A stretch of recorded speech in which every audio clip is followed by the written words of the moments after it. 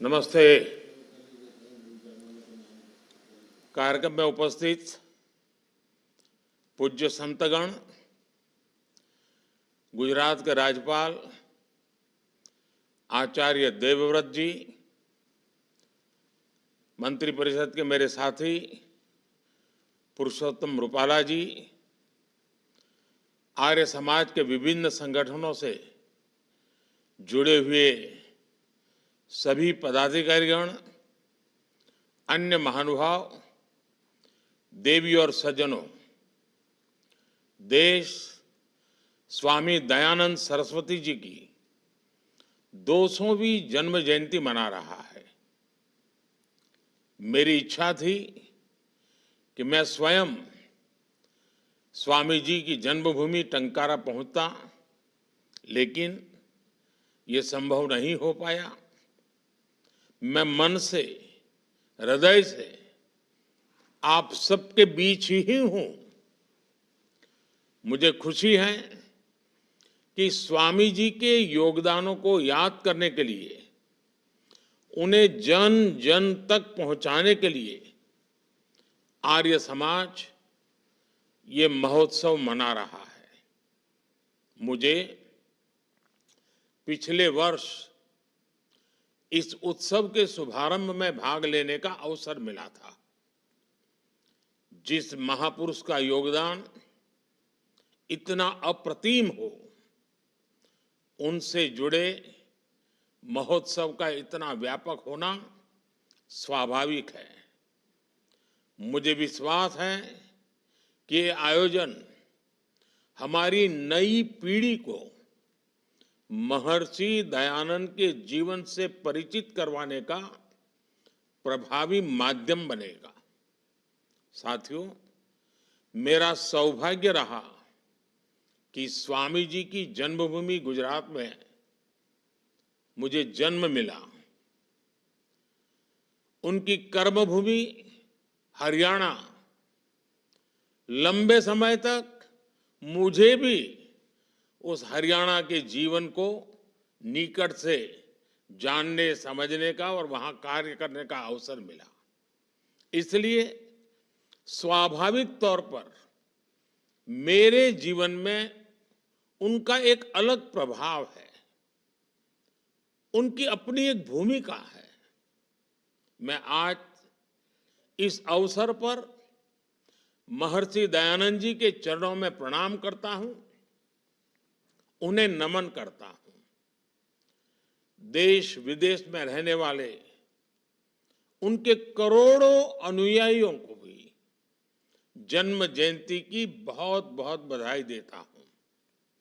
साथियों, इतिहास में कुछ दिन, कुछ क्षण, कुछ पल ऐसे आते हैं जो भविष्य की दिशा को ही बदल देते हैं। आज से 200 वर्ष पहले दयानंद जी का जन्म ऐसा ही अभूतपूर्व पल था। ये वो दौर था जब गुलामी में फंसे भारत के लोग अपनी चेतना खो रहे थे। स्वामी दयानंद जी ने तब देश को बताया कि कैसे हमारी रूढ़ियां और अंधविश्वास ने देश को जकड़ा हुआ है। इन रूढ़ियों ने हमारे वैज्ञानिक चिंतन को कमजोर कर दिया था। इन सामाजिक बुराइयों ने हमारी एकता पर प्रहार किया था। समाज का एक वर्ग भारतीय संस्कृति और आध्यात्म से लगातार दूर जा रहा था। ऐसे समय में स्वामी दयानंद जी ने वेदों की ओर लौटो, इसका आह्वान किया। उन्होंने वेदों पर भाष्य लिखे, तार्किक व्याख्या की। उन्होंने रूढ़ियों पर खुलकर प्रहार किया और ये बताया कि भारतीय दर्शन का वास्तविक स्वरूप क्या है। इसका परिणाम ये हुआ कि समाज में आत्मविश्वास लौटने लगा। लोग वैदिक धर्म को जानने लगे और उसकी जड़ों से जुड़ने लगे। साथियों, हमारी सामाजिक कुरीतियों को मोहरा बनाकर अंग्रेजी हुकूमत हमें नीचा दिखाने की कोशिश करती थी। सामाजिक बदलाव का हवाला देकर तब कुछ लोगों द्वारा अंग्रेजी राज को सही ठहराया जाता था। ऐसे कालखंड में स्वामी दयानंद जी के पदार्पण से जब सब साजिशों को गहरा धक्का लगा, लाला लाजपत राय, राम प्रसाद बिस्मिल, स्वामी श्रद्धानंद, क्रांतिकारियों की एक पूरी श्रृंखला तैयार हुई जो आर्य समाज से प्रभावित थी। इसलिए दयानंद जी केवल एक वैदिक ऋषि ही नहीं थे, वो एक राष्ट्र चेतना के ऋषि भी थे। साथियों, स्वामी दयानंद जी के जन्म के 200 वर्ष का ये पड़ाव उस समय आया है जब भारत अपने अमृत काल के प्रारंभिक वर्षों में है। स्वामी दयानंद जी भारत के उज्जवल भविष्य का सपना देखने वाले संत थे। भारत को लेकर स्वामी जी के मन में जो विश्वास था, अमृत काल में हमें उसी विश्वास को अपने आत्मविश्वास में बदलना होगा। स्वामी दयानंद आधुनिकता के पैरोकार थे, मार्गदर्शक थे। उनसे प्रेरणा लेते हुए आप सभी को भी, हम सभी को भी इस अमृत काल में भारत को आधुनिकता की तरफ ले जाना है। हमारे देश को, हमारे भारत को विकसित भारत बनाना है। आज आर्य समाज के देश और दुनिया में 2,500 से ज्यादा स्कूल हैं, कॉलेज और यूनिवर्सिटीज हैं। आप सभी 400 से ज्यादा गुरुकुल में विद्यार्थियों को शिक्षित प्रशिक्षित कर रहे हैं। मैं चाहूंगा कि आर्य समाज 21वीं सदी के इस दशक में एक नई ऊर्जा के साथ राष्ट्र निर्माण के अभियानों की जिम्मेदारी उठाए। डीएवी संस्थान महर्षि दयानंद सरस्वती जी की एक जीती जागती स्मृति है, प्रेरणा है, चैतन्य भूमि है। हम उनको निरंतर सशक्त करेंगे तो ये महर्षि दयानंद जी को हमारी पुण्य श्रद्धांजलि होगी। भारतीय चरित्र से जुड़ी शिक्षा व्यवस्था आज की बड़ी जरूरत है। आर्य समाज के विद्यालय इसके बड़े केंद्र रहे हैं।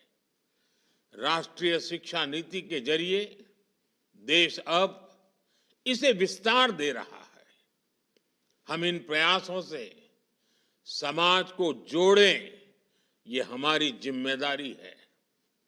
आज चाहे लोकल के लिए वोकल का विषय हो, आत्मनिर्भर भारत अभियान हो, पर्यावरण के लिए देश के प्रयास हो, जल संरक्षण, स्वच्छ भारत अभियान, ऐसे अनेक अभियान हो।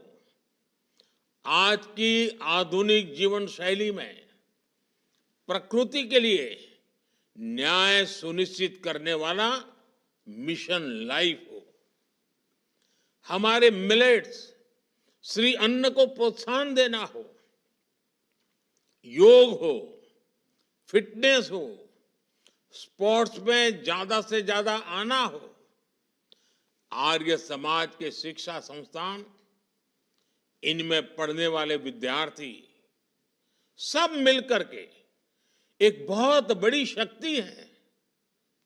ये सब बहुत बड़ी भूमिका निभा सकते हैं। आपके संस्थानों में जो विद्यार्थी हैं, उनमें बड़ी संख्या ऐसे युवकों की भी है जो 18 वर्ष पार कर चुके हैं। उन सभी का नाम वोटर लिस्ट में वो मतदान का महत्व समझे, ये दायित्व समझना भी आप सभी वरिष्ठों की जिम्मेदारी है। इस वर्ष से आर्य समाज की स्थापना का 150वां वर्ष भी आरंभ होने जा रहा है।